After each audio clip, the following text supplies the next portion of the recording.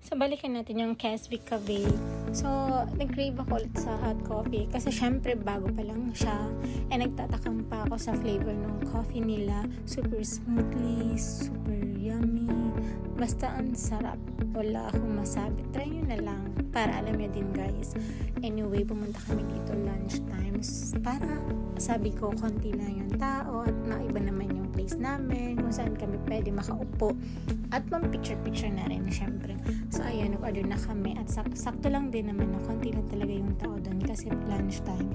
So mabubusog naman kami sa kainin namin kasi order kami ng 3 shawarma, 2 chicken shawarma, 1 beef shawarma at yung lava at yung isang parang cupcake at ayun, I forgot the name. So ayun na yun, while waiting nagkuha lang ako ng mga video dito kasi super aesthetic ng design niya, super cozy din. Maganda dito mag-work kapag ganitong mga oras kasi konti lang yung tao, hindi masyado noisy. So may enjoy nyo din talaga yung pag-stay dito. So nagbago na sila ng menu. Yan, medyo nakikita na yung mga drawing at nababasa na. Kasi before, yung first time namin, hindi siya masyado clear. So pinalitan na. So good job. So at dahil dito, mag-video tayo ng mga pricing. Yung may mga store nila, yun yung mga best seller nila. Affordable naman, carry naman yung price. And then, yan, si Kuya, mabait yan si Kuya. Magpapaalam lang kayo kapag kukuha kayo ng picture at kapag gusto nyo matry yung pag-ikot-ikot.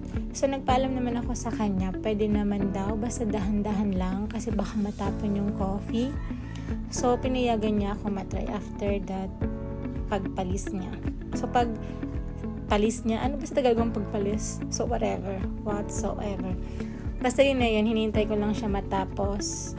And then, it's my turn. So, syempre, as my first timer na mag-mix it sa sand na yan, matigas pala kasi makapal yung sand. Pero sa kanya parang sobrang sisiw, parang easy lang siya.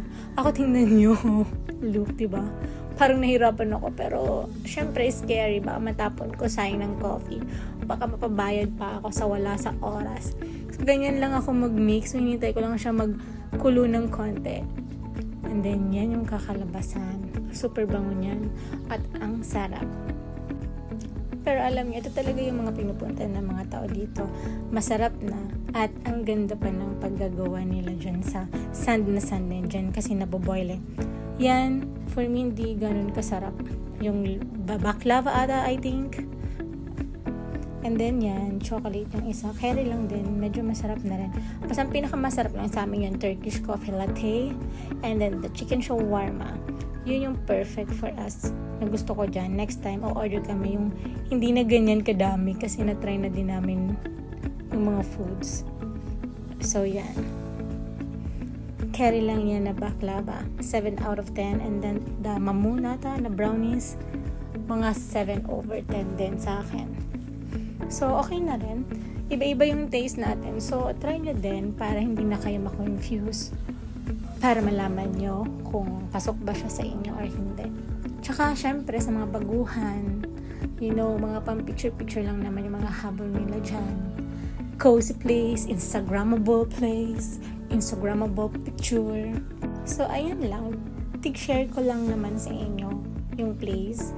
Kung ano yung taste buds ko, yung reviews ko. So, yun lang. Honest review lang from me. And then, the rest is picture-picture. Wala pa sila sa Food Panda. So, sana soon magkameron para if ever yung gusto magbili ng chicken shawarma, pwede na magpa-Food Panda. Hindi na pupunta dyan. So, yun lang. Bye!